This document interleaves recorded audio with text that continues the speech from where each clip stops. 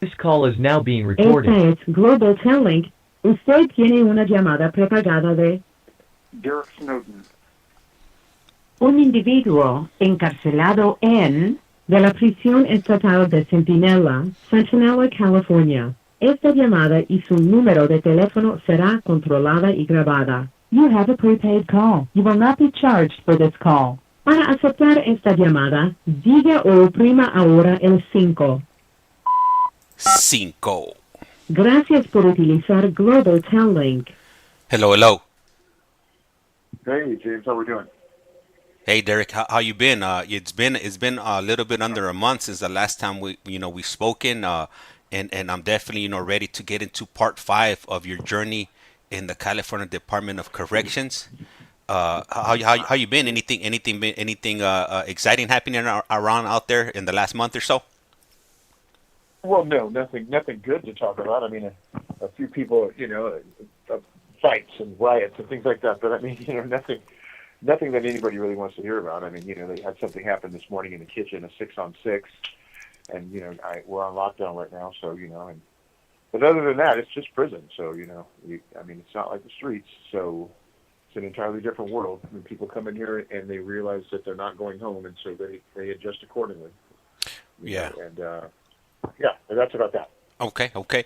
And then, so right now, I just want to go ahead and read off one of the comments we got on the YouTube side of things. We got Juan, the only one, and he writes, "Good morning, James and Derek." Hey, good morning to you, Juan. Thank you for tapping in. Highly appreciate it. Yeah, thank you, Juan. Appreciate it, bro. That's right. So, for today's topic, I think I want to touch on something that I find interesting is that you're the first person that I've spoken that's come on to this YouTube channel, TikTok channel, and your origins or your family comes from India. In India. India is located in Asia, right? Yeah, it is. It's Asia Minor, yes. Okay. That's And exactly where it's at. and how has that journey been for you? Being half Indian.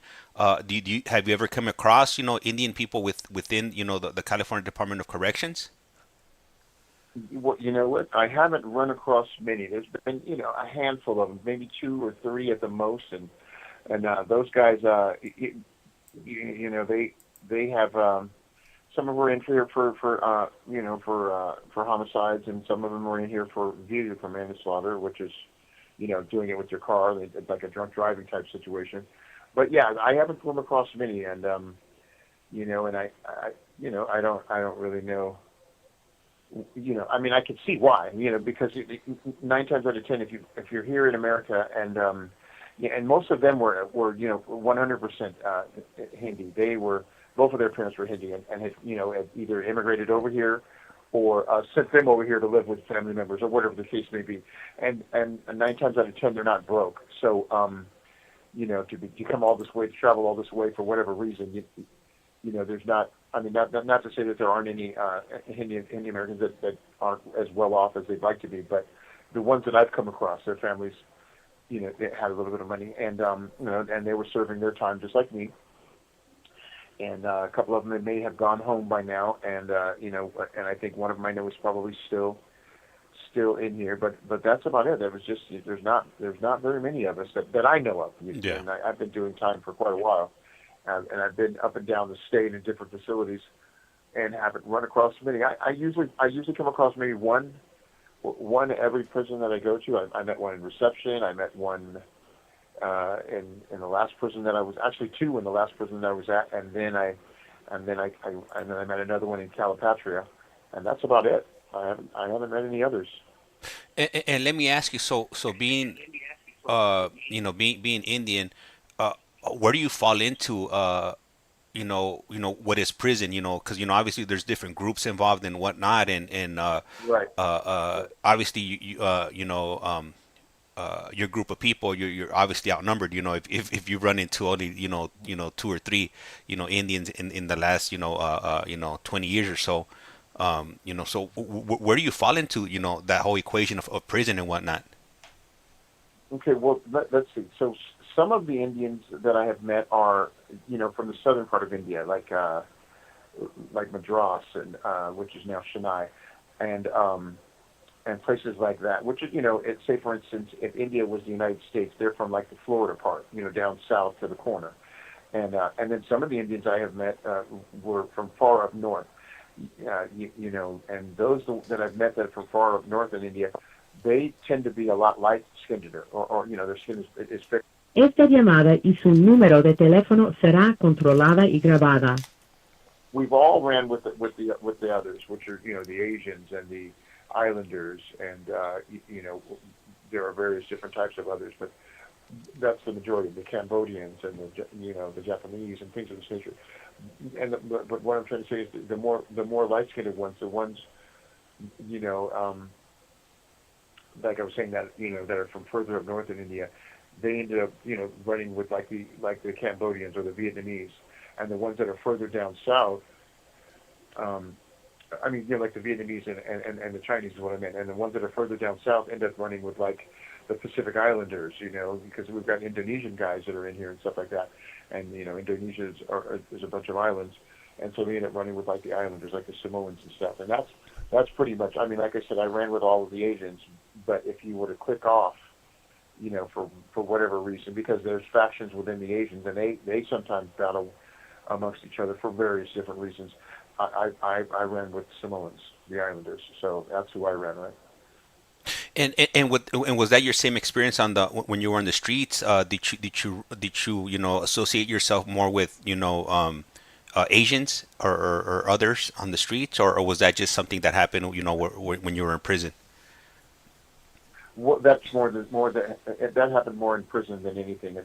I have Indian friends and a lot of Asian friends as well, but most of my friends were surfers, and so we surfers, and they worked in finance, and obviously there's a lot of Asian people that that work in finance as well. But I grew up around mostly whites, so my church is mostly white and Hispanic, so that is the type of people that I hung out with on the streets, Hispanics and whites, and a handful of Asians, and then my family, which again, like I said, is Indian and black. So that's the kind of people that I hung out with on the streets. But when I got to prison, you have to pick a side, and so being half black, I obviously could have ran with the blacks, but I would have been a non-affiliate because I don't gangbang. So that you fall in between the cracks with that, because you got the Bloods and the Crips, and they're like, well, what are you? And I'm like, well, I don't gangbang, so but anyway, I didn't really function with the blacks on the streets, so there, I wasn't going to come in here and try to, all of a sudden jump on their bandwagon, so I stuck with what I knew, which was my people, Indian and Asian and so forth, and that's who I ended up running with. And but to answer your question, yeah, most of my friends were mostly white. Yeah. A few Asian, but mostly whites. And let me ask you something that I just thought about.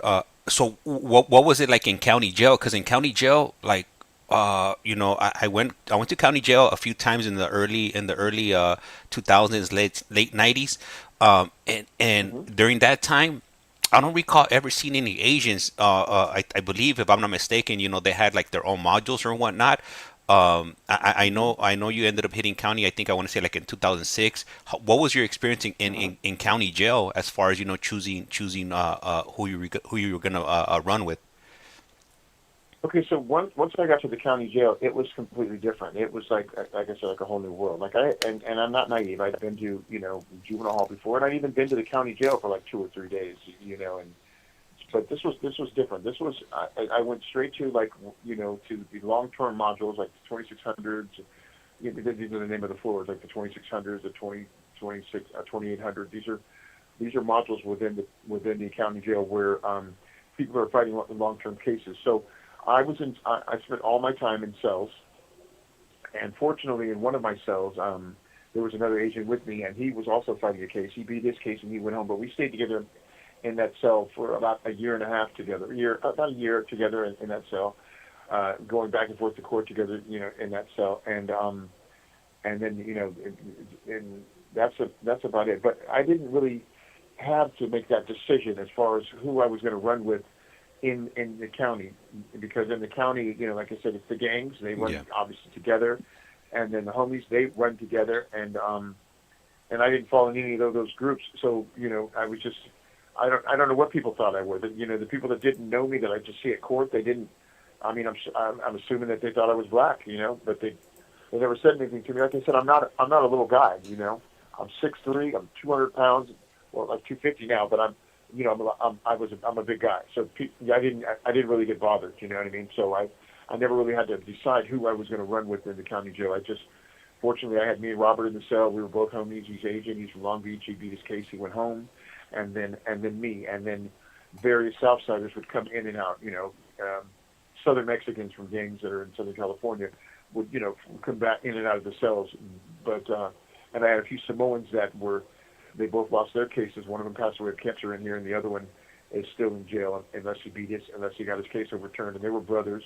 Yeah. I mean, they were actually cousins from the same gang, and they were like 3 cells down. So I knew who I was with and who I was, you know, hanging with. But once I had lost my case, because like I said, I had always assumed that I was going to go home.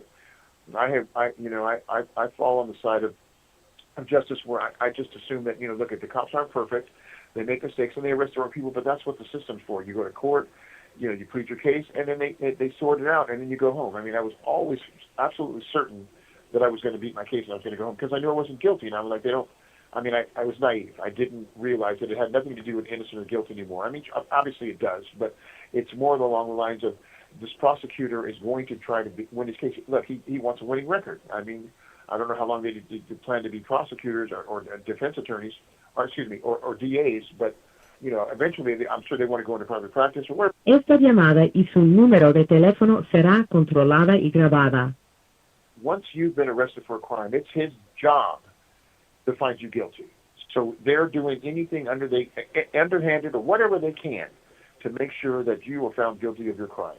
And I didn't realize it was like that. I thought once you see these TV shows and you think it's like, okay, well, you get arrested, and then they sit down and they talk to you, and they're like, okay, well, this guy didn't do it, you know what I mean? And then, you know, they check the alibi, okay, his alibi, they check something, they kick him. It's not like that. It really isn't. Unless you have something concrete, or you got $3 million to hire some firm, you're going to prison.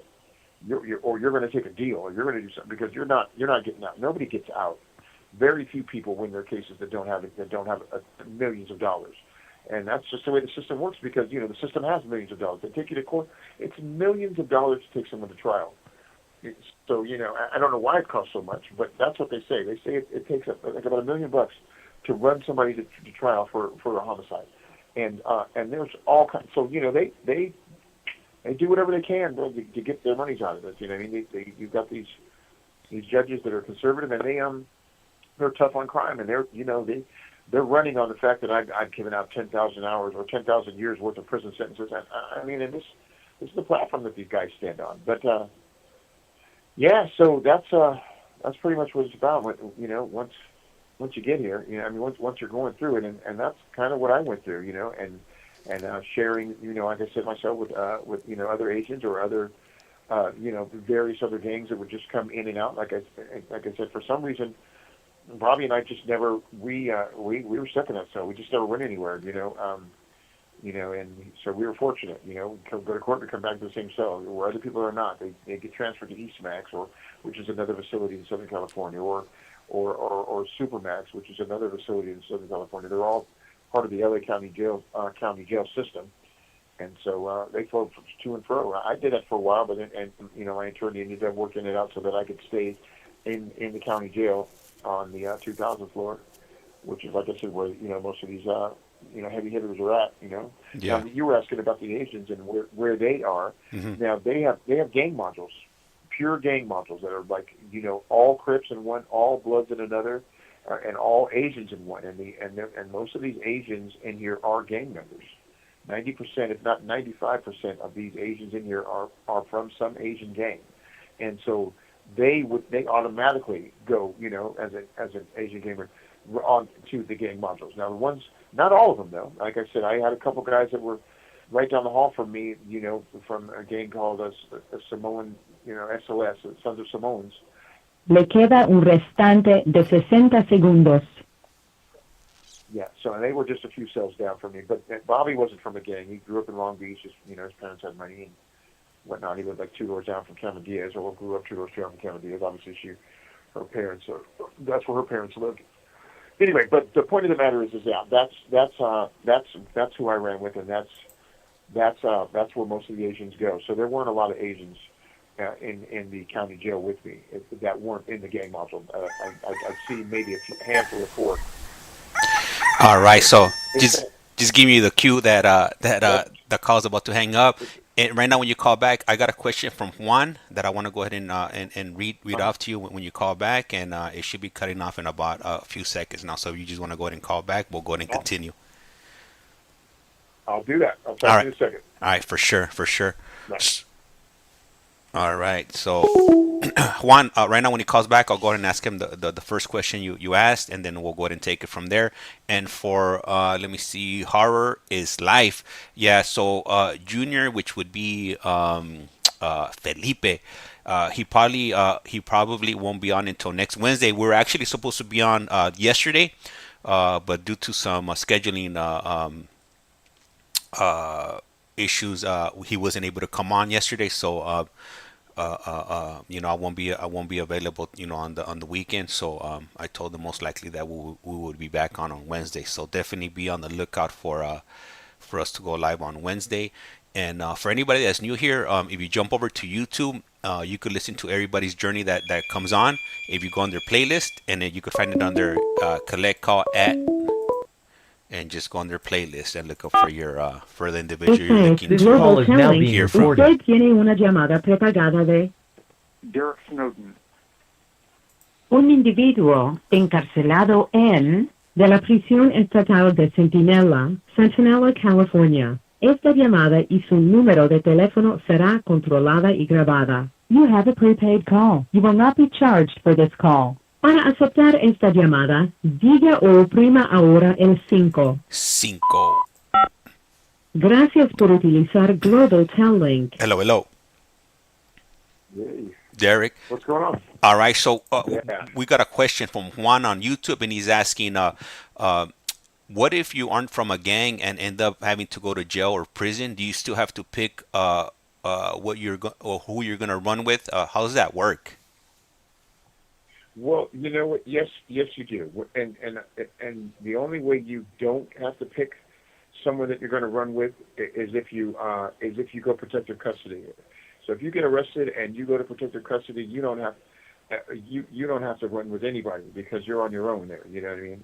Unless you're from a protective custody gang. There are protective custody gangs. I don't know all the names of them, but there are a few of them, but they automatically go into protective custody. But to try to clarify that a little better, it's like, say for instance, if you go to jail and you get convicted of a crime, and you're white. Okay, well you're expected to run with the woods. You can't go in there and be like, well, all my friends are Mexican or all my friends are black, and I'm going to hang out with them. It doesn't work like that. Unless you go to protective custody where you can hang out with whoever you choose to, up to a certain extent. Because like I said, they do have gangs on the protective custody side too. But yeah, so if you go into jail and you're Hispanic and you you need to pick a side. You're either going to run with the Northerners, or you're going to run with the Southerners, or you're going to run with the Pasos. So it's one of the three. And the reason for that is because you're in the way. Let me give you for instance. Say you're a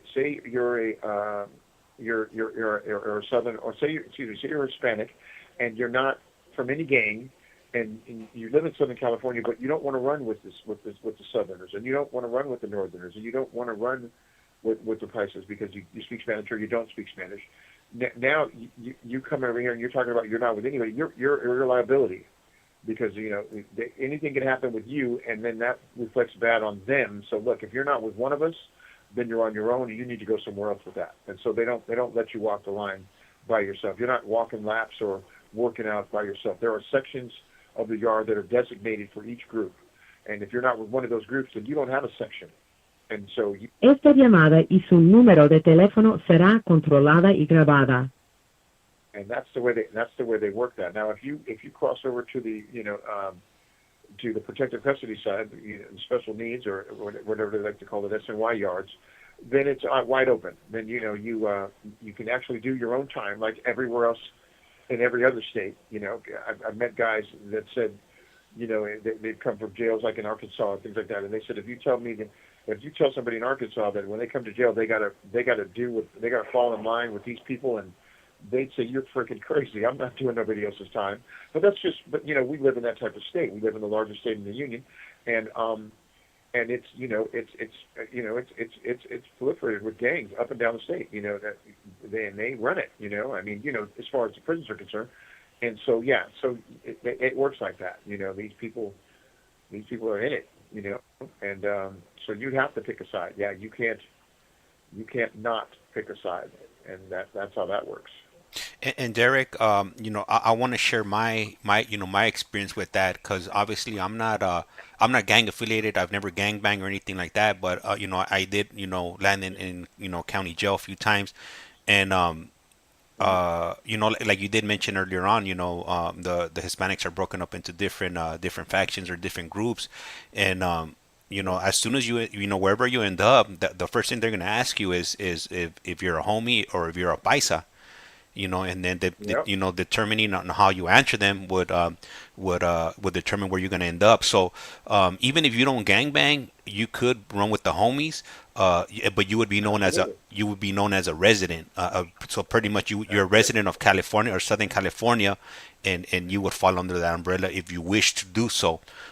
If not, then you could run with the paisas, and there's a lot of people that choose not to run with the homies and run with the paisas, because the paisa car. I mean, at that time, I'm speaking from my experience, which was back in like 1990 to like 2002, and the paisa car was a lot more relaxed, a lot more plain and whatnot, opposed to with the homies, it's more serious. It's a much serious thing. So. You definitely have to choose. There is no. I don't want to be part of anything. Once you walk through those gates, through those doors, it's a whole different world. And you're gonna be playing by whatever rules are enacted at that time. So absolutely. And then, like I was saying, you could come. Go ahead. Come into the jail, Juan. I'm letting Juan know. You could come into the jail, Juan, and tell them, look, I want to go PC. I want to go protective custody right now, and they'll tell you why. And you just tell them, because I fear for my life. And you'll go and you'll be in the protective custody unit, and from then forward, you're on your own. But once you're in the protective custody unit, and especially in the county jails where everybody is from somewhere, you're separated from them. And if you accidentally get bumped into one of them, they're not going to just try to beat you up. They're going to try to kill you, because if you're in protective custody, they just assume that you're in there for some sick stuff. They don't know what you're in there for. They just know you've gone protective custody, and you're over there for a reason. So you better safe than sorry, and you can kind of understand what I'm saying about that. There are people in here for some sick things, and they go straight to protective custody. Things dealing with children, with women, and other things that you just that are just no bueno, so to speak. So, yeah. And they go. And if you run into a protective custody, you don't know what his case is. You just know that he went PC, and so you're like, and if you get a free one, I don't want to say these cops are crooked, but you run into officers that will set you up. They're like, look at this dude is in here for some, and they will put you in there, and then you all, and I don't know. I mean, I'm just assuming because I haven't seen it, but I've heard of it, and then this guy's dead now. You know what I mean? And you hear about these guys that go to prison for these weird crimes, and these Jeffrey Dahmers and all these people, and they end up getting killed in the bathroom. Well, they were in protective custody, but they ran into somebody. The cops either set them up, or they went somewhere they shouldn't have been, and now they're dead. Yeah. Hey, but that happens. And just a friendly reminder, Derek. When somebody is no longer with us anymore, we could use terms like unalived or no longer breathing, or went to the upper room, if you will. Just because TikTok's a little bit more sensitive. The type of people that there might be kids on here listening, and obviously we don't want to expose them to those type of words and whatnot. Even though they're exposing them to different things at school now, which definitely it boggles my mind. Yeah, I certainly understand what you're saying. All right, and then Juan has another question. He's asking, why do you think California is so segregated by race compared to other states? You know what? I would only be speculating why if I were to answer that question. And my speculation is that because the gangs control Southern California, as far as the incarcerated part side of it. You know what I mean? You know, the gangs, they've, I mean, that's the only thing that I could think of. And also the segregated thing, I've heard rumors about maybe back in, I don't know, maybe before my time, maybe in the 70s and the 80s or something like that. I don't know exactly when it was, where they weren't segregated. Now they were still, you know, if you were a Southerner or if you were Hispanic, you were obviously hanging out with Hispanic people because you speak Spanish and that's who you hang out with, you know. But they weren't as segregated. And I've heard rumors about things that have happened in the past, you know, with different races, where they were like, look, we can't hang out with these dudes anymore because of this, that, or the other, and so we have to be segregated, and it just became more and more and more segregated. But I would, like I said, I'd be speculating to answer that question because I have no idea. I really don't know. Yeah. But if you were to ask somebody from a gang, they may know, but I don't. I'm not from one, so I couldn't answer that question.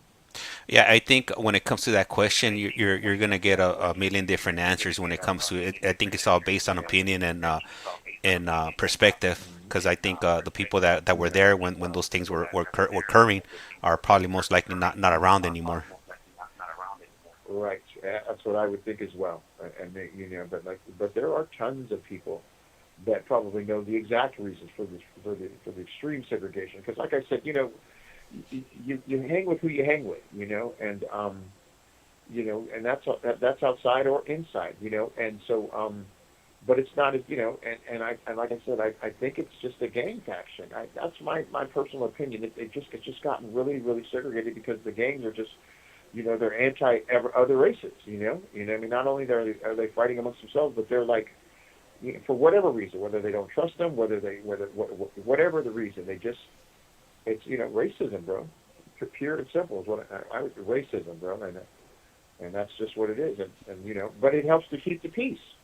If you only have to deal with your race and the occasional mess up by somebody from another race, and then your whole race backs you up, then that helps to keep things in order. It's a balance in here, you know, and so I mean, I don't want to say it's a good thing because, you know, you want everybody to be able to function with everybody, but that clearly didn't work, and so they resorted to this, and so, you know, it is what it is. And you know what? And it brings up another question because, you know, like you mentioned earlier on, you know, when you go to the SNY, PC, or non-designated, or 50/50, or, you know, whatever the CDCR is labeled it now, you don't have Right. those, like, people, or do people still break up by race, or is it pretty much you hang out, are you No, able to hang out with whoever you want? you're able to hang out with whomever you so choose. Now, like I said, there's still those there's still gangs on the protective custody side. I don't, you know, and the various different gangs. For whatever reason, you know, I mean, you know, people tend to cluster and then they form a gang, and now it's an SNY gang or a PC gang, whatever you want to call it. But for the most part, you will catch people, you know, doing whatever. I mean, they're doing what they want to do. You know, they're hanging with whom they choose to hang with, and that's that. But, you know, hey, but once again, you know, when you get to the protective custody side, you're liable to, you know, to have someone in your cell, if you have a cellie, that you would, you know, that under normal circumstances, are you freaking insane? I mean, I got to live with this guy type of thing, you know? So, you know, those cases, like I was saying before, that, you know, so those are the kinds of things that you don't have to worry about on what they call the main line, you know, because those guys aren't allowed over there. But let me tell you, it's a whole other world on the PC side, and, you know, for better or for worse, they're doing time the way time is done in every other state. Where California is the only state in the United States and the Union, as I said before, that has a protective custody. Everybody else is you're just with everybody. Work it out, you know. So, you know, so that's that. Now, I'm not saying that there aren't extreme measures for, you know, with certain people, you know, like, but in other states, you know, where a guy has done, you know, just horrible crimes, and they separate him from the general population, but that doesn't last for long. Eventually, he's in with everybody else, and you figure it out. They don't have segregation like that. You know what I mean? I don't you know, that, so I've been told. I've never been to prison in another state, so how would I know? But I'm going. I'm going off what I've been told. Sorry about that little noise. So somebody's trying to join they're trying to join the stream we're doing right now. So if you're wondering what that little Sure. noise was, that's what it was. It wasn't one of my little sound effects. It was somebody trying to join Okay, cool. the chat. But you know what? I want to ask you something because recently I had David and Jesse on, and I had asked them a question, and the question was what was it? Something like about what life after SNY, and what I mean by that is like after crossing over from the main line over to SNY, what's your life like? Did you? Because I know some people I've had on, they mentioned to me that like they were depressed. It definitely it hurt their ego and things of that nature. What was your experience like when the day that you decided to cross over? Okay, my experience was when I first crossed over, just like everybody else. Generally, you're like you've spent 20 years on the line or whatever, however X amount of years in prison on the main line, and you're like, I did all that for nothing. You know what I mean? You got in the right. Le queda un restante de 60 segundos. Esta llamada y su número de teléfono será controlada y grabada. You put in the work with the homies or whatever faction you run with, and now you're crossing over to the unknown. You don't know what it's like. I mean, like they tell us on the main line that everybody over in SNY is somebody that you wouldn't want to talk to in real life. Somebody that you would, I don't want to, I don't know how to say it without saying it, but you guys can generally understand what I'm saying. People that have done things that they shouldn't have, to women or children or things of that nature. And so, and that's what they tell us on the main line, that everybody's like that. They're all over there. That's what's over there. And so, you come over here, expecting. All right, Derek. So it's about to cut off like in 2 seconds. So if you want to call back, we'll go ahead and continue. Okay. I'll do just that. All right. All right. So for any of you wondering what Tagayo is, when Derek calls in or anybody when they call in, I have them do the prompts, in Spanish. So Derek doesn't understand Spanish, so that's kind of like to give him the heads up, like, hey, the call's about to, come to an end. Can you call us back? So I don't have any chickens over here, and you're not hearing things. I'm pressing the buttons on my little soundboard over here just to give him the heads up. And over here on the YouTube side, we got Eric Martinez. Buenos dias to everyone. Hey, buenos dias to you, Eric. Hey, man, it's good to see you in the chat. Highly appreciate it. And there it is. Derrick Snowden's calling right back, and let's go. This call is now being recorded. Global Telling. Usted tiene una llamada prepagada de Derrick Snowden. un individuo encarcelado de la prisión estatal de Sentinela, California. Esta llamada y su número de teléfono será controlada y grabada. You have a prepaid call. You will not be charged for this call. Para aceptar esta llamada, diga o oprima ahora. Gracias por utilizar Global Telling. Hello. Yeah. So what I was saying, James, is that when I crossed over, I didn't know what exactly to expect. I guess I was a little discouraged in myself, because I didn't have to. It wasn't like, they were going to kill me or whatever. But what I would realize was like, look at the homies were saying, look at man, you just you need to you go to another prison and start over. And I thought to myself, well, you know what? Going into the prison, I'm going to run into these same people down the road, and they're going to be like blah blah blah blah, and so I'm going to be in the same situation. And I thought to myself, well, God dang it, let me just screw it. You know what I mean? I mean, let's just go over there and see what it's about. So I get over here, and then I run into people that I had seen throughout the years in prison. One of the first people I ran into was on the same building in the same yard that I had just left, and he said, yeah, bro, right after you left. 2 days later, I had rented this guy's cell phone, and I broke it. And the guy told me I want $10,000, and he was like, "Dude, I don't have $10,000." He's like, "Well, you better come up with it." So he talked to his family, and his family said, "Well, we'll give you 5." And so he went to the guy and he said, "Well, I got 5,000." He's like, "I don't want 5, I want 10." And the dude was like, "I don't have that." So he left and he crossed over. And so I was like, "Well, dang, how many people are over here like that?" And he's like, "Well, I don't know, bro, because I just got here with you too." So. But anyways, so it's not all like it said. But it's still, they're here. Those people that I, the people that I was talking about, they're those guys here with these strange cases. And then you got the guys that, because they no longer have, the place that where everybody would go and they'd be there. I don't know what it is, where you don't get to live anymore. Like I've got an indeterminate sentence where where I'll be in jail until I pass from this life to the next. Well, then you got that place up in San Quentin, where you were sent for the lethal injection, and that's where they were at. Well, that doesn't happen anymore. They got rid of that place. All of those guys are now right here in the regular prison with general population, and some of them they were up there for some pretty dirty stuff, and they're here on these SNY yards because they absolutely can't go to the main line. They'd kill them. They would get rid of them in the first day. So that was my experience. And once I got here, I realized that look at it, it's you're doing your own program now. You don't. If something happens, it happens to you. You're not.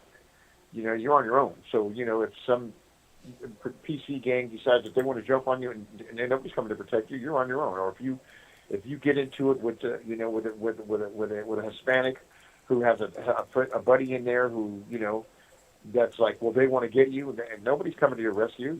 That's on you. You're on your own now, and that's what prison. I assume is like everywhere else. With the spackling of people, with the cases that I told you about. The cases that you don't want to even hear about. So that was it for me. I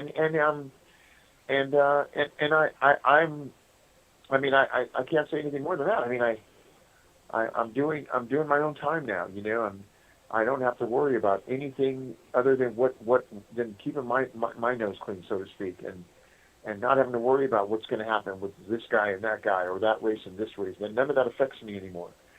So and this is where I'm going to spend the rest of my life. Then, at least I don't have to worry about that half of it. You walk out of the cell on the main line and you don't know what's going to happen. I was on the main line a few years back, and one guy, Selly, he went to visiting, and he came back from visiting, and apparently he had swallowed a bunch of narcotics at visiting, to sneak into the prison or what have you, and his Selly was like, get it out, and apparently he couldn't get it out fast enough, so he went ahead and 187 that guy right there in his cell, and ended up surgically removing it from the corpse, and then from there, he dissected the individual's remains, tried to flush as much of it as he could down the toilet, and the rest of it he put in a plastic bag.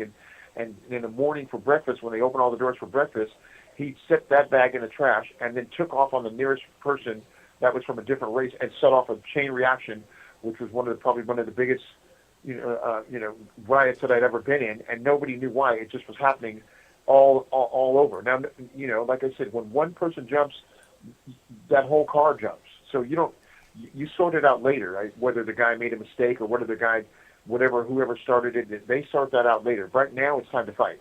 And so, being another, it was the Hispanics and the blacks, but because I'm black, and if I hadn't have been known on that yard, which I was, they would probably assume that I was black, and I would have gotten taken off on. But I was with my homies when it happened, so we didn't have to do anything. But we did our own thing, and I don't want to put anybody's business out there, but we didn't sit on the sidelines. So so that was that. But so we cleaned house as well during that situation. We figured it's cracking, it's going to be cracking, and we're going to be getting this. This is our time to finish off what we needed to do because we had other stuff in the hopper that needed to be taken care of, and we took care of it right then and there. But I'm saying those things don't happen anymore. Like this morning, there was a 6-on-6 in the kitchen, but that has nothing to do with me. That's 6 people that just decided to jump 6 other people or whatever for whatever reason, and that's their business. That's not going to affect me. When program comes up and we're no longer on lockdown, it'll go back to just the way it was. Everybody doing whatever they were doing and none the wiser. Did you know the guys that got in the fight? No, absolutely not. Or yeah, I did. I was there and I saw it. Or that type of thing. That'll be the end of the extent of that. Whereas on the main line, esta llamada y su número de teléfono será controlada y grabada. Where on the main line, that's just the first wave. you know what I mean? That's just the first wave, and the next time we come up, it's cracking again, and the next time you come up again, it's cracking again, until 5 or 6 waves have passed, until finally somebody has mediated the peace. But over here, that doesn't happen like that. People fight, and it's over. That's the end of that. You know what I mean? We see it again, or we don't. Derrick, let me ask you. So, I've heard like some things have changed in the CDCR now, where you don't get locked up when things like that occur. Is that true? Yeah. Well, when I first got into the institutions, got to prison, yes, we would go down for 6 months for each riot. And that's being locked in your cell for 6 months. You're coming out every other day to shower, an hour to shower, for your race. You guys will get your showers done, and then you're back in your cell, and that's it. And no visiting, no nothing. And that was like 6 months, 6 month blocks. Okay, well, it's not like that anymore. They figured that was completely inhumane, for the people that didn't have anything to do with it, or for everybody in general. That's just cruel and unusual punishment. So now, you get into an altercation like the one that happened in the kitchen this morning, and you're back up the next day. So that's for everywhere, whether it's the PC or the mainline. They just don't stay down anymore. I was on one of the yards here on this prison on the mainline, and it went off between the Crips and the Bloods, and it went off. It was bad, and then the next morning we were up, and I was like, wow, and then it's, of course, obviously whichever faction of the Crips and the Bloods felt that they didn't get theirs off well enough, or they got the raw end of it, cracked it back off, so it went off again, and then we were only down for a day and a half. The next 2 days later, we were back up, and then they cleaned house, and the guys that they felt that didn't do enough, during the riot, they the Crips cleaned their car up, and then the Bloods cleaned their car up, and then that was it. After they cleaned their cars up, because the people that they felt didn't do enough or didn't do anything at all, then everything was normal. But you're right. That we don't go down for these extreme lockdown terms anymore. These 6 and 7 and 8 months, year, lockdowns. It doesn't happen like that anymore, and that's a good thing. So that worked out. But no, that's to answer your question. Yeah, we don't. It's like that now. We don't. We're not like it used to be. We don't go down for those long indeterminate times. And I want to read off a comment to you that one of our viewers on TikTok side is just wrote on here, and he wrote, so it's damn_dro562, and he writes, we get down, sign the marriage chrono. Can you explain to us exactly what that means, a marriage chrono? A marriage chrono means that, look, it was a misunderstanding, and we're good. You can send us back to the yard. We're not going to fight anymore. We're cool. We can go back and program. And that's what a marriage chrono is. And if you refuse to sign the marriage chrono, then you either go to the hole or you go to another yard, because you can no longer be around that person, because you're telling them, no, I'm not signing the chrono, because the next time I see him, blah, blah, blah, blah. So, but 9 times on the main line, you automatically sign the marriage chrono. There is no... Esta llamada y su número de teléfono será controlada y grabada. There's no, I'm not signing it. You're because you're going, and the only way you're not signing it is if you're going PC. If you're going to protective custody, because you sign it. You know what I mean? So, but on the PC yard, there are several people that won't sign it. I've seen a guy get beat up the other day. He's from one of these PC gangs, and he got beat up by a couple Northerners. Or ex-Northerners, because they don't gangbang anymore, but they're from up north. And they beat him and jumped him in the day room because he was just acting like an idiot. And instead of signing a marriage chrono and just going to a different cell, he refused, and now he's in another prison, and he's taking it out on anybody that he sees up there. I heard, because the guy just came down from the prison that he was at, and they said he's up there lighting people up. So he was very, very upset that they did that to him. But you had to have known him. I'm not saying that he deserved what he got, but but you could see it coming by the way he acted. I mean, I was surprised it hadn't happened sooner, by his own people, because like I said, these PC gangs, they take care of themselves, I guess, and so I would assume that they would have cleaned him up, but they didn't, and so somebody else did, and so he's up there going crazy. But what have you? But yeah, that's what a marriage chrono is. It's just a piece of paper stating that I'm not going to go back to the yard and fight anymore with this particular individual. We're cool. It's over. And let me ask you something, Derrick. So is this your first SNY yard you ended up on, or have you been to any other yards previously? This is it. I came right from the main line right here in this prison over to the PC yard to this one. It's the only one I've ever been at. And So this is my first experience. and are you a righteous level 3 or did you get an override? I'm actually level 2, and they put me up for transfer here. So unless I get into one of these programs, like they have different types of programs, like a DRP, which is like a drug program, or ARC, which is some kind of a restorative justice program, where they're like 6 or 7 month programs. I won't get an override. I'm up for transfer, and they could be coming in any time now, talking about pack your stuff, you're going to a level 2. So my points have dropped, and I'm headed to a level 2. And the level, there are no mainline level 2s, people. They're all 50-50. So 50-50 is just another way of saying you're going to have PCs on your yard with people that consider themselves to be mainline. So the Hispanics, the Southern Hispanics, they're not allowed to come back. If they go to a 2 yard, they're not allowed to come back because because you're on a PC yard. You're with 50-50s or PCs, and you didn't do anything, and so you're not allowed to go to those. So and that's unfortunate for them. So they come in, they get to the PC yard, and they have to get off, and they got to get to a mainline level 3 or a mainline level 4. And I mean, if they want to still function, you know what I mean. Now, and that's not to say that they don't do it. Because they say, for instance, they come in here with a year and they're like, I'm not doing that, man. I'm going to go to this yard. I'm going to go home and they're going to know I was there. You know what I mean? But some of them come in here with 5 or 6 years and they go to a level 2 and they're like, no, I'm not doing that. If anything happens, I can't go back to the line. So they just get right off. And that's what the thing was this morning in the kitchen, guys. It was a bunch of guys coming over onto this because on our yard, this particular yard, it's 5 or 6 buildings, 4 buildings, of SNYers, and then they have one building which is an overflow building for the level 1 that's here. There's a level 1, and like I said, there are no longer mainline level 1s and level 2s. They're all 50-50. So as soon as they got off the bus, they have 24 hours to do whatever they're going to do and get off of this yard and either in the hole or to a mainline level 3.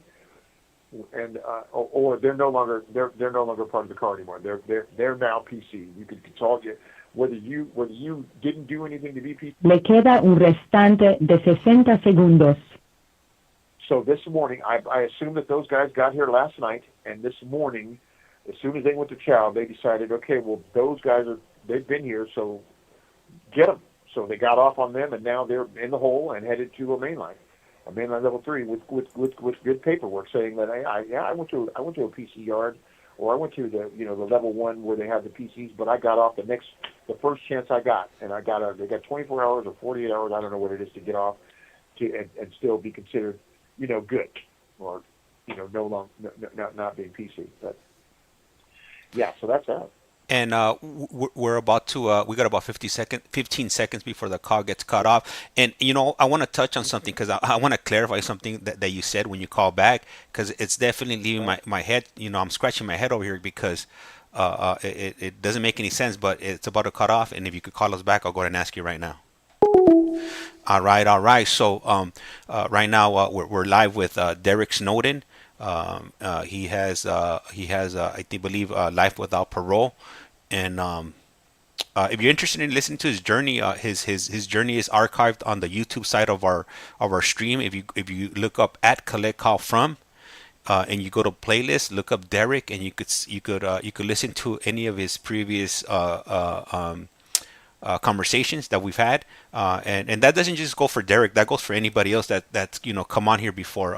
David, Jesse, Big Joe, everybody, and he's calling back. This call is now being recorded. Global Telling, usted tiene una llamada prepagada de Derrick Snowden.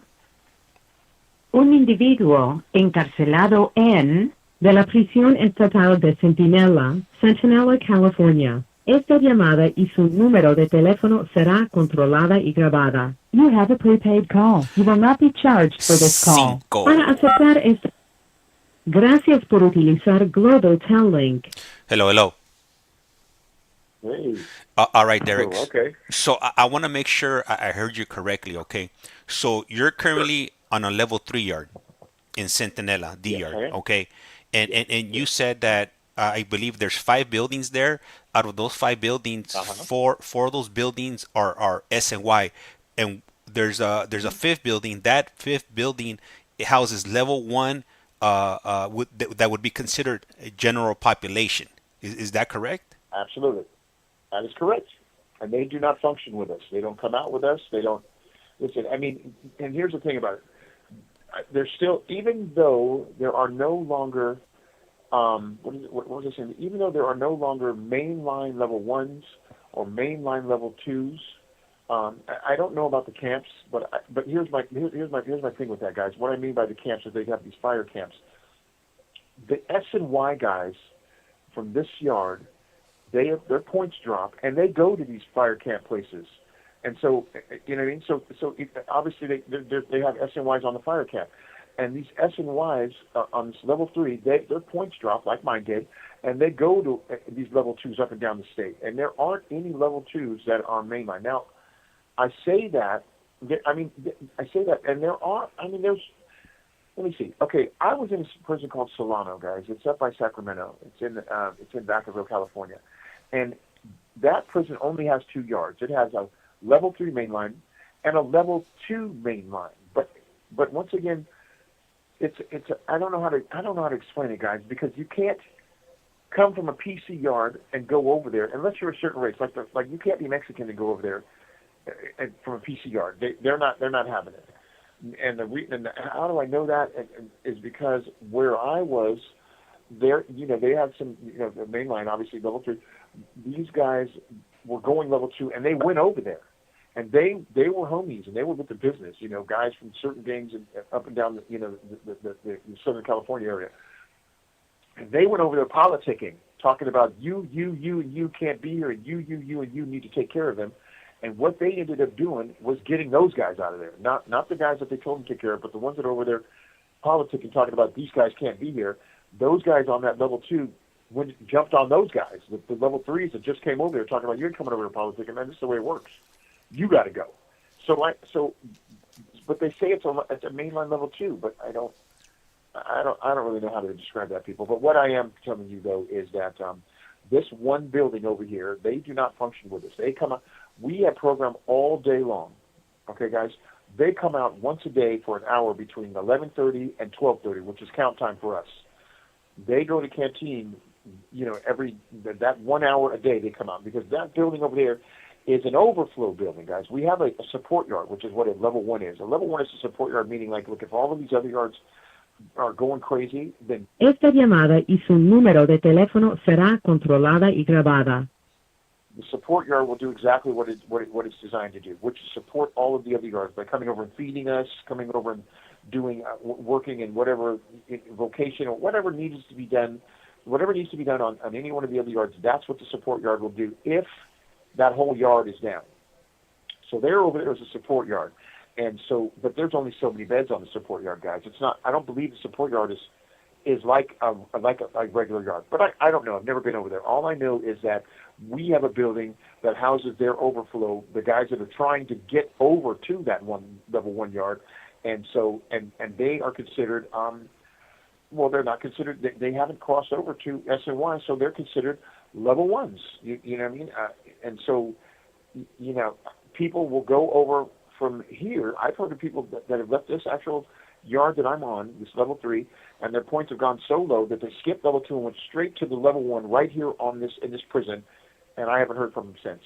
So I say that because you get people that come off the bus, like yesterday, that came off the bus from county jails, or maybe from other prisons, and their points had dropped, and they were headed to the level 1. I don't know where they came from, but they got over here, and they're like, what? We're on a PC yard? And they're like, no.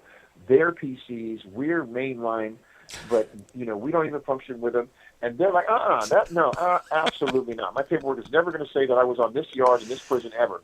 So they will get off within 24 hours, and now they're back up to whatever prison they came from with their points back up, or wherever they go. I don't really know what happens to them once they leave. I know that they don't stay here, and all the other yards are 3s and 4s, and they were level 1, so they can't have jumped that high for one fight. So they must have gone to the hole and went back where they came from, or went to another level 1 somewhere else and said, here's my paperwork. But once you get to that level 1, you're going to get there, and there's going to be PCs on your yard. There's going to be SNYs on your yard. That's a guarantee because they intermix it. From 2 on down, it's all mixed now. So I don't know, but maybe the reason why that they come over to this yard and go crazy is because this is designated a PC yard, but it has a level 1 building. And they're like, no, that's not, no, I'm not having that on my paperwork. I was on a PC yard in a level 1. No, forget all that. They're all PCs. And they don't know that they probably assume that they have to function with us. Yeah. They don't know that you come over here and you don't see us, that you don't walk the shower with us, you don't go to yard with us. They don't do any of that stuff. And so these people are probably thinking to themselves, I got to go. And I got 24 hours to get out of here. And that's exactly what they do. And so every other couple of days, guys, that's exactly what happens. They come, they get here, they're here for the night. In the morning, they go to chow, and 9 times out of 10, they get off right outside of the chow hall on the way to chow, or they get in the chow hall. They pick out who they're going to jump on, and then once they walk out of the chow hall, they get off. But it happens every other 3 days around here. It's a guarantee. Now sometimes it's a melee. It's 6 on 6, or it's 5 on 2, or whatever the case may be. Sometimes it's just 2 or 3 of them getting off on 2 or 3 other people. But every other 3 days, guys, that's exactly what happens, and we suffer the consequences as the guys that are on this yard because there's no program. Because, the way it works around here, guys, is any fight or any incident that occurs, any officer that saw it, you don't even have to have participated in breaking it up or anything, but if you saw it, you need to go back and write a report, and that's exactly what they do. So you've got, and they all have to respond to everything. I mean, other than, the cops that are in the tower, because we have a tower in each building where, he buzzes all the doors and he controls all the doors and so forth and so on. And he stays in the tower, and we can't reach him and he can't reach us unless he came down the stairs, blah, blah, blah, blah, through the gates, whatever. But the point of the matter is all of the other officers that are on the floor and all of these other buildings and these other, they may be in medical or they may be in education, they all need to come out of where they're at and respond. So now you've got whatever happens with these level 1s, and you've got 2, 4, 6, 8 cops from these, because there's 2 cops on each floor in each building, and there's, I forgot, even the PC yard building, obviously. So all 10 floor cops have to respond, and because they're responding, they need to write reports, and because they have to come back and write reports, there's no program. They're sitting in the office writing reports while we're sitting in our cell waiting for them to finish. So then this happens every 3 days. Hey, Derrick. So if I remember correctly, you say you hit level 2 points. You should be heading over to a level 2 any day now, right? Yeah, any day now. They should be coming to pick me up on the bus. Yeah. Hey, so whenever you land and you get your tablet or you're able to get on the phone, I'm gonna definitely need you to tap in, because a lot of people are asking questions. Over here on the on the YouTube side. And if I've got some comments over here on the TikTok side, because I'm sure like people, I want to know, like exactly what, what's happening, because that's kind of crazy, mixing up GP and SNY on yards. I mean, that's definitely a head scratcher right there, because you're definitely putting, a lot of people at risk, based on, the way things work in the California prison system. Yeah, absolutely. And like I said, I don't know what's going to happen, because listen, even though the PCs are on these level 2s and these level 1s, some of them have these kind of cases where, like, I wouldn't give a shit where you were, bro. You can't. I don't think they're gonna. I mean, I don't know. I don't know what they're gonna do. Like, I mean, I don't know, guys. I really don't. Here's my philosophy with that. Well, not my philosophy, but here's my thinking on that, guys. Let's say, for instance, we're all on this yard, and we're on this level 2, and this dude comes over here that we've seen on the news. We don't have to hear about his case. We don't have to read his paperwork. We've seen him on the news get arrested for blah, blah, blah, blah, and, dealing with children or whatever the case may be, and now he's here. So do you want to share this yard with him? I mean, and remember, we're talking about people that are mainline people that never went to a PC yard. They just happen to be on a level 2 with people that they don't know. They didn't ask any questions, but you know about this one. I mean, what happens now? You know what I mean? Do you just say, well, that's his business, which is what you should probably do, but is that what they're going to do? I mean, we're talking about we're talking about gang members, bro. Some of these kids are hardcore gang members now. They may not have gotten caught for some of the stuff that they should have, but they've gotten caught for stuff that's only given them a few years or a year or 18 months, and they're coming in here and going to these twos and these ones, and I mean, are they going to be able to look at? I mean, I don't know. I really don't know how it works. Like I said, I'm going to see. I'm going to, you know what I mean? I mean, I know how it works on a PC yard. You know, you come over here. I tell people all the time. I said, look, Mary, you came to their house, bro. So if you want to come over here tripping, that's on you, bro. But you were on the line. So you know what I mean? If you didn't have to come over here, or you did, and now that you're over here, you're one of them. I mean, you may not have a weird case, but dude, you can't go back. Yeah. You know what I mean? So what are you going to do? You're going to kill you're going to try to fight every single one of them. I mean, you know, these guys over here, there's some people, bro, and you're like, I mean, I tell people, I don't want to know your case. You know, I came to your yard. You know, whether you came from the main line with me, you know, and I know you from the line, blah, blah, blah. I know you're good and you did something stupid and now you're over here. But for you guys... Esta llamada y su número de teléfono será controlada y grabada. I don't want to see your paperwork. I don't want to know what you're over here for. I came to your yard, so I'm not over here tripping. I'm here to do my time and hopefully get out. And that's where I'm at with it. Hey, Derrick, so I want to read off a question from one of our viewers right here on the TikTok side from Dro or Dam_Dro 562, and he writes, I had level 1 points, stayed on a level 3 over a year till I paroled. So if I'm understanding that correct, you know, he wasn't a GP, a level 3. He had points of a level 1, but somehow he managed to stay on the level 3. And I know I've heard cases where sometimes they'll get an override and they're allowed to stay on that yard because, you know, either like they're going to like vocational classes or college or whatnot. And I asked him if that was the case. So I'm waiting to you know, hear a response if he's still here. And I know a little bit earlier on you mentioned Solano, and right before you had mentioned Solano, somebody had also mentioned Solano on there. Is that the prison you're going to be going to? Is that where you were endorsed to go once you hit that level 2 yard? No, I was endorsed to go to Valley State, which is I want to say it's near Fresno. I think it's in a place called NorCal. So that's where I'm endorsed to go to. And it's a level 2. They say it's like a college campus over there, and you know, everybody's just, you know, hunky dory. So, you know, we're going to see. So, you know what I mean? But like I said, I'm not worried about it. My case, you know what I mean, I can walk any line.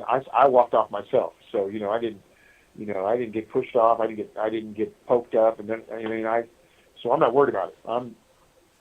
But I will see what it's going to be like, you know, because I mean, like I said, you know, there are people in here with those cases, bro, and I don't know what they're going to do. But, you know, for the level 3 guy, that guy that stayed on level 3, he probably I'm just assuming, I have no idea how he did it, but, you know, he probably refused transfer. A lot of these guys are like, I'm not going anywhere, man. Write that up.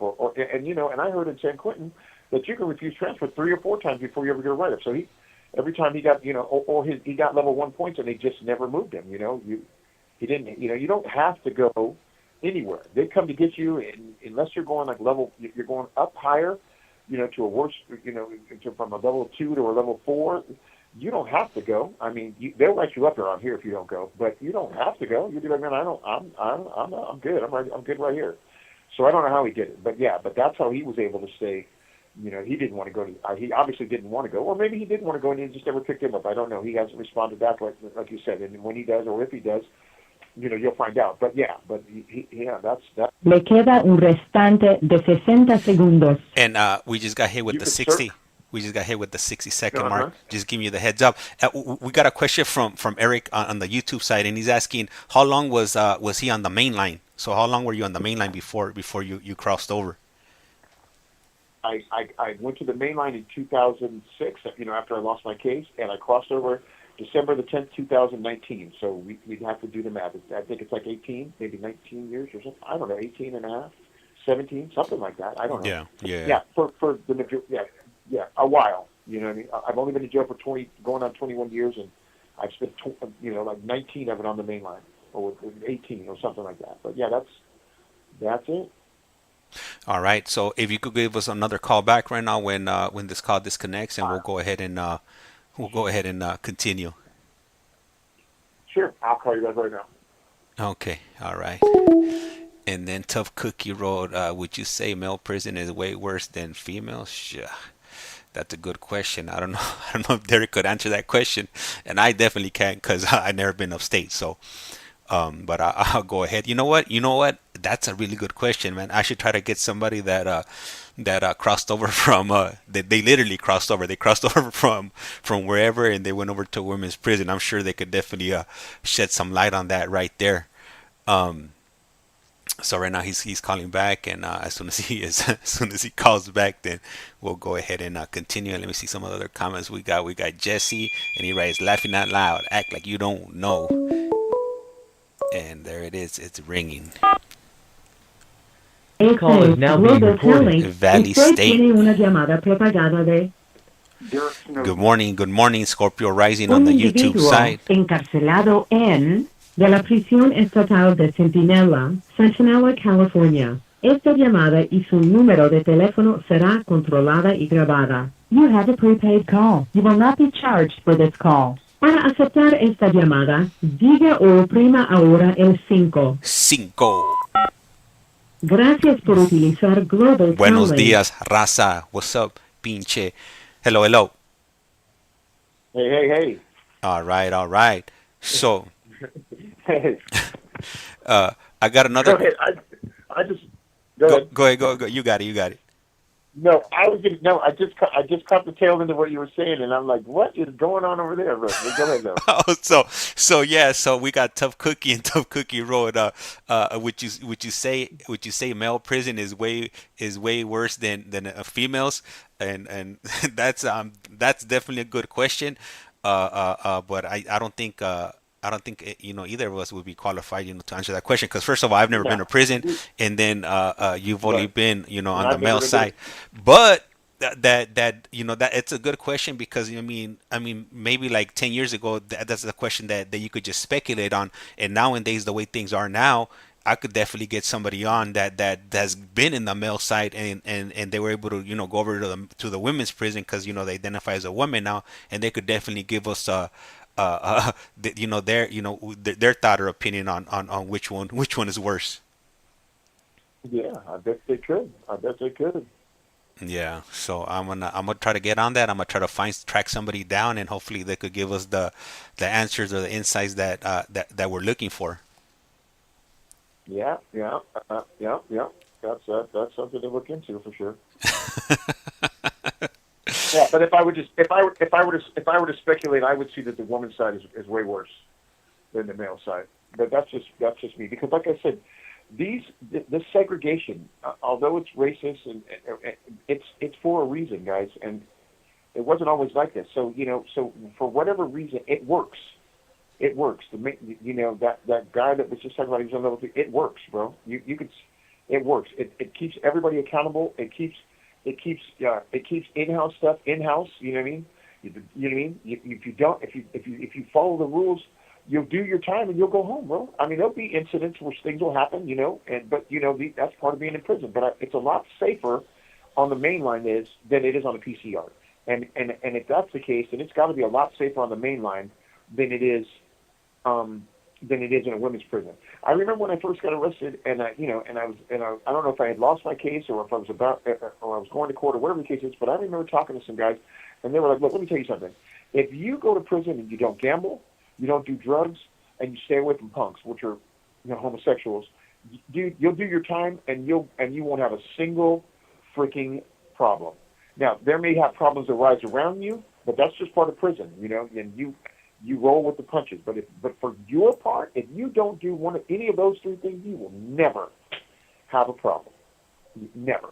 Now, obviously, your pride may get in the way, and you may have an argument over this, that, or the other, or whatever. But once again, if you're dealing with your own race, that stuff gets dealt with within your car. So you know what I mean? So so it's much safer on the line than it is on the PCR. Or and then that's just my personal opinion, because I've never been to a women's prison or a women's prison.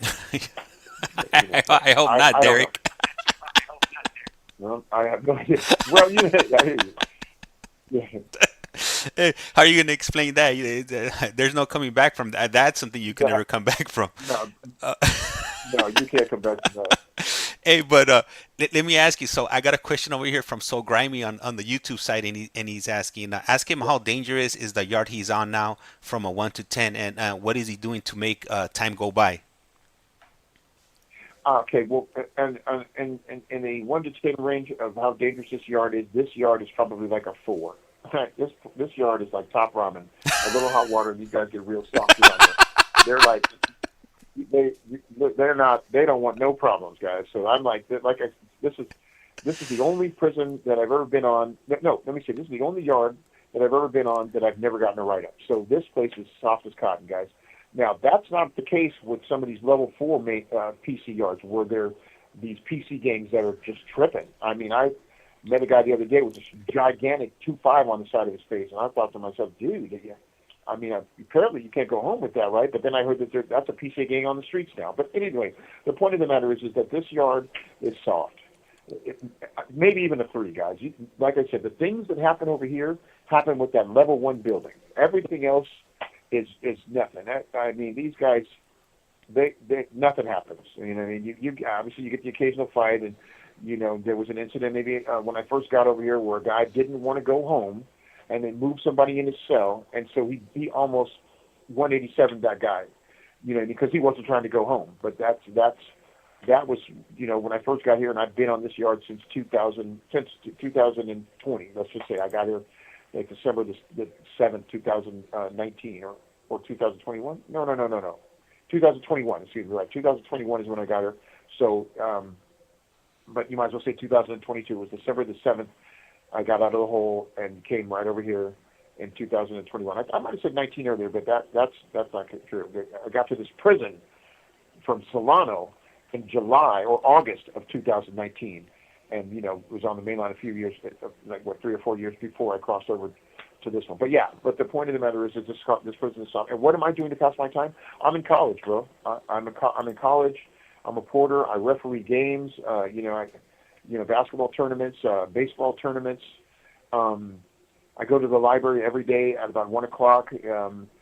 David, one of the other guys that's on the YouTube channel here periodically, he's a librarian and he's also in college. So we go over there and we study together, and he helps me put compositions together, and shows me how to research things in his library as opposed to what we have on our our laptops, because they give us laptops now for school. There's no more books anymore, and nothing is on paper anymore. Not my quizzes, not anything. So that's what I do. You know, I'm also a building reporter, which just is a person that comes out every day and runs the trash out, and we sweep and mop the building, and then we got a guy that does the showers, and my day is pretty full. And that's what I do. Derrick, you said something that I found hilarious. What was that saying that you said about top ramen? I gotta use that a one. little hot water. Yeah, a little hot water, and these dudes get super soft, bro. They don't want no problems, bro. Yeah, the top ramen game is. So it is what it is, bro. You could. That's a good one. They're like top ramen. Throw a little bit of hot water, and there's. They get soft, bro. Yeah, man. No problems. And that's good. And that's good. Like I said, that's a good thing, because you don't. Esta llamada y su número de teléfono será controlada y grabada. You want to do your time, and you want to, for those that are going home, you want to do your time. You want to go home back to your family. And for those that don't have a date or have a long time, and they want to be in the business, and they want to still, mess with this, that, and the other, well, then those are usually the ones that are in these gangs. David will tell you, I don't know if he's ever mentioned it before, but he was in a PC gang, that he joined years back. He's no longer part of that. He's one of the best mentors we got here. You know what I mean? I mean, if you got a question, if you need help, this is the guy you go to. But he's young and could be active as hell if he wanted to. I mean, if you'd think he was still with the business, but he's not. He's with education. He's with getting his life together, and he's with getting out of here. He's done with that lifestyle. But you have a lot of guys that aren't, for whatever reason, and that's them, and they'll have to work that out on their own, But for me and the guys that I hang with, we're all in college. We're going to Coastline, Community. We're going to IBC, which is, in-person college. And now San Diego State has joined the institution, and they're giving out bachelor's degrees. You got to earn it, obviously. But yeah, so we're about school, bro. We're about, we realize that if we ever get out that education is the enemy of recidivism, and I think we talked about that before. Recidivism is just the coming back and forth to prison. Getting out, coming back, getting out, coming back. But if you get a higher degree, or you get trained in some vocation, and you get some education under your belt, the chances of you coming back are very, very slim. The percentage of people that come back that have a higher education degree, I think, are like in the 2 or 3% of 100. Those are the ones that come back, and I don't know what they come back for. Remember, just because you get out with a degree doesn't mean that you're not on parole, and maybe they get into an issue with their family or their girl or whatever. I don't know what they come back for, but the percentage of people that come back is very, very small. So not just for the board to say that, okay, well, this guy got a few degrees under his belt, there's a good chance he won't come back because of that, but also for yourself, because I'm in a class right now, race and ethnicity, and it talks about all of those things, about how society is, with the poor, and how and how it works, and it explains a lot about how, look, if you don't have a higher degree, you're just at a disadvantage, guys. I mean, you're going to get those people that have families who own businesses and they don't need a degree. I mean, your family owns 4 restaurants, and you're running one of them. Hey, that's how I was looking at it when I was on the streets. I was like, my dad's got a Burger King, he owns a business. I'm going to school just to be going to school, but I don't need a degree. You know what I mean?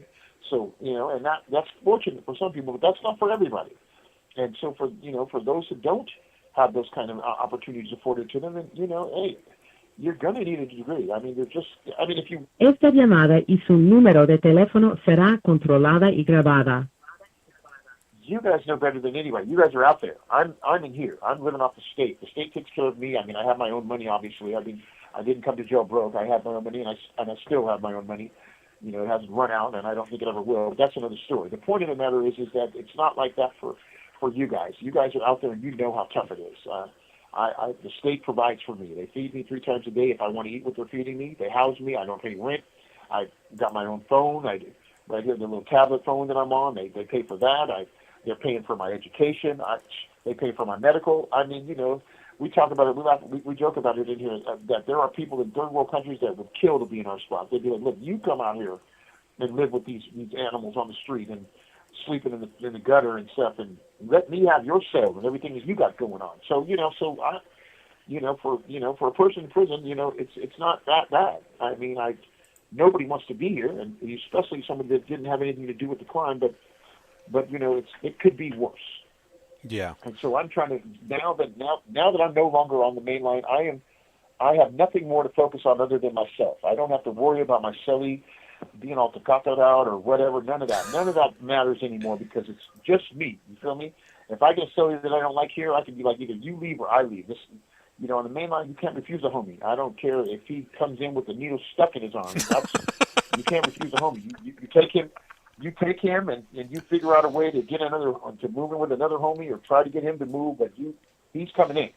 And over here, it's not like that. You don't have your problem with the guy. You go right over to the officer and you be like, I can't deal with this thing anymore. I'm not going back in there, or I'm going back in there to get rid of him. One of the two, and they will accommodate you. They don't want any problems. You know what I mean? They're like, look, not everybody can get along with everybody. Fortunately, I'm in a building where a lot of people are single cell, and it's it's a programming building, and they've afforded us that opportunity to not have a celly if you don't want one. But if someone comes off the bus, you absolutely have to take one. That's just the way it is. I mean, because it's prison. I mean, you know what I mean? You're not. This isn't the Marriott. You know what I mean? You're doing time. And if they want to put somebody in your cell, you're going to take somebody in your cell. And if you have a problem with it, then you deal with it. And so that's that. And I got a comment here from Tough Cookie 420, and she writes, I think it's to her. Tell him to keep his head up. Well, tell whoever that is. I said thank you. I mean, well, you're listening, so thank you. And I'm absolutely trying to keep my head up. I mean, like I've said it before. It's a lot easier, guys, for me to go to bed at night because I didn't have anything to do with the crime. I don't know what kind of demons these guys have to sleep with at night. And maybe some of these guys aren't even in here for anything serious. They just got a lot of time for it. I met a guy in here the other day who just went level 2. He was in here for breaking a cell phone in an argument with his girlfriend, but it was his 3rd strike in the domestic violence, and they gave him forever. And that's got to be hard to go to bed at night. You know what I mean? He didn't do anything, but he's doing all this time for it. Well, I didn't do anything, and so it's easy. I wake up every morning. Le queda un restante de 60 segundos. We just got hit with a 60-second notice. Okay, cool. Yeah, but thank you, Cookie. I appreciate it. And I'm definitely keeping my head up. And hey, I'm available, people. If you want to write, if you want to, contact GTL, which is the service that they provide for us. I'm open to talk. You know what I mean? So, hey, call back. And, you can post that. Call back and like that. We could go ahead and put out your details like that. If anybody wants to reach out to you, they could go ahead and do it through the GTL, like you just mentioned, the Getting Out app, and then they could have your booking number, and we could tell them, what prison you're located at, and exactly, what kind of communication you're looking for. Sure, we'll do that right now. I'll call that back. Okay, for sure. All right, so he's going to be calling back right now, and he'll go ahead and provide his details. I know on the TikTok side, I don't have any of whatever prison he's located or his CDCR number. If you are on the YouTube side, all that information is on the screen. If you look down at the bottom, there's a scrolling text on the bottom. It has his name, his full name, and his CDCR number. And the app that he just mentioned is called the GTL Getting Out app. You could download it either through the iOS store or the Google Play Store. The app is free, but I think the first 20 messages, the 15 or 20 messages, I think they are free, or they at least they were when I signed up. I'm not sure if that's changed in the recent time, but I think the messages to send messages, it's 5 cents per message, video or picture or whatever. This call is now being recorded. Global Telling. Usted tiene una llamada prepagada de Derrick Snowden. un individuo encarcelado en de la prisión estatal de Centinela, California. Esta llamada y su número de teléfono será controlada y grabada. You have a prepaid call. You will not be charged for this call. Para aceptar esta... Gracias por utilizar Global Telling. Hello. Hey, what's going on, Jim? All right. So if you want to go ahead and share like your details, like your name, your CDCR number, and whatever you want to put out there, you're more than welcome to take over the mic. Well, I don't really listen, guys.